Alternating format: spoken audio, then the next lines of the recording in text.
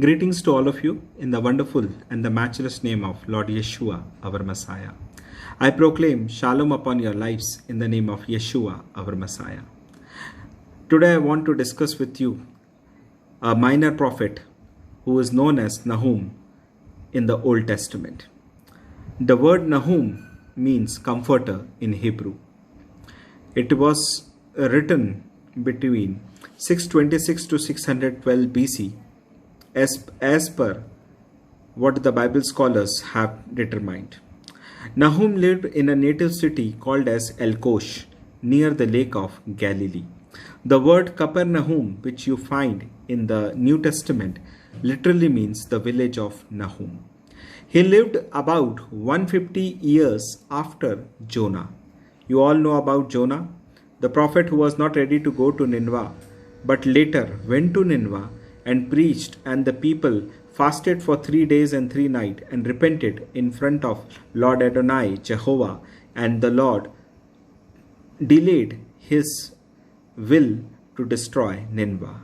But at this time, when Nahum is being concerned with the sins and the doom of Nineveh, the book talks about that only. Nineveh is one of the oldest populous city of the ancient Assyrian Empire. It is situated on the east bank of Tigris River, encircled by the modern city of Mosul, Iraq. There are 3 chapters in the book of Nahum. The first chapter has 14 verses describing the judgment of Nineveh through the attributes of Adonai Elohim, Jehovah. Adonai Elohim, number 1, is a jealous God.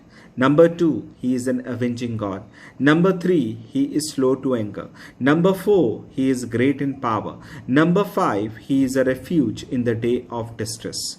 And number 6, before his anger, no kingdom can stand. Who can withstand the burning anger? Nineveh will be cut off with all the idols and the metal and the wooden images which they worship.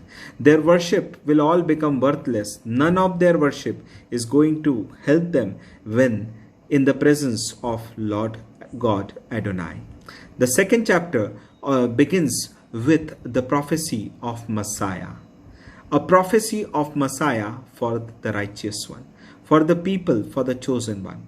Because in the first verse of the chapter it is written, "Behold, upon the mountains are the feet of him, bringing the good news, proclaiming Shalom."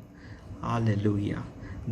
This prophecy was fulfilled by Adonai, Yeshua, our Messiah. Further, the 13 verses in the chapter describes the devastation of Nineveh, the cutting of Belial. The word means worthless in Hebrew. In the Old Testament, the word appears 20 plus times. Interestingly enough, most of the instances don't refer to a specific being. Belial appears to be a spirit of personification of evil through people. Adonai Elohim will fight for his chosen one, that is the Jacob's descendant, Israel. What is erected will be exiled and carried away. This is the judgment of Lord. And this is how the devastation of Nineveh will take place. Nineveh will become empty, desolate, waste as Adonai Elohim is against it. The last chapter describes the woe to Nineveh, the humiliation of the herald, full of deceit, full of plunder, due to the many fornications and sorceries done by this city. Adonai Elohim will show her nakedness and disgrace to nations, setting up as a spectacle. Her allies, Cush, Egypt, Put, Libya, could not save her. Her people become like women, and the gates of her land are wide open for the enemies. The fire will devour her, the sword will cut her off, devouring her like locust. The chapter ends stating that there is no escape from the wrath of Adonai Elohim. There is no cure for the brokenness. Her wounds is severe. All who hear report about her and clap over her. This is what the judgment which will take place on Nineveh. Why this judgment is taking? Because it is not listening to the voice of Adonai Elohim. It is creating trouble for the God's chosen people. Earlier, Lord had been merciful on Nineveh when Jonah preached, and they repented and fasted for 3 days and 3 nights.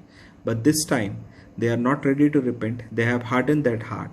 Because they have hardened their heart and they are not ready to repent, the wrath of Lord is kindled against the city.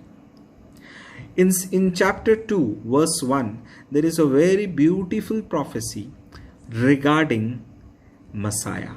This prophecy has been quoted by Apostle Paul in his letter to Romans, chapter 10, verse 15, where it is written, "And how shall they preach unless they are sent? And it is written, how beautiful are the feet of those who preach the gospel of peace and bring glad tidings of good things." Oh, hallelujah. What a wonderful, joyful fulfillment of prophecy. Messiah came, the prophecy was fulfilled. When you and I stand for the word of God, stand in the name of the Lord, again the prophecy has been fulfilled. Oh, hallelujah. What a joy it is in heaven. It's a reoccurring prophecy again and again. When somebody preaches the glorious gospel of Lord Jesus Christ, of Lord Yeshua, our Messiah, the prophecy is fulfilled. Similarly, when Peter goes to Cornelius in the book of Acts, chapter 10, verse 36, you know the message. He sent to the sons of Israel, proclaiming Shalom through Messiah, Yeshua. He is the Lord of all. My dear friends, today the Lord is giving us a call. It's with a warning. Even the most powerful nations and cities on the earth are no match for our Adonai, Yeshua, our Messiah. Neither is the biggest problem in our individual life, as our comforter Adonai Yeshua is fighting the battle for us. He guarantees us shalom, comfort. Come, let us come to him, accept that we are sinners, and receive his shalom, his comfort for our lives. Come, let us pray, my dear friends. Wonderful Jesus, glorious Father, hallelujah, rahuraba, kabira, mahoraba, shabandaraba, rakhiraba, hobera, mahuraba. I stretch out my hand and I pray, Lord Jesus, the people who are troubled, who are stressed, who are filled with failure, who are filled with rejection, fatigue, who are filled with disappointment, delays, ineligibility in their life due to the schemes of enemy, let them be comforted in the name of Yeshua, our Messiah. Let shalom rest upon their life in the name of Yeshua, our Messiah. Father God, you are a God who fights the battle for us, because you have told the battle belongs to me. And Lord, we have to stand and see the victory which you have kept for us. Lord Jesus, I pray for every viewer, Lord. Touch their lives, Father God, and heal them. Restore them whatever that has been lost and been taken away by enemy. Restore them tenfolds in the name of Yeshua, our Messiah.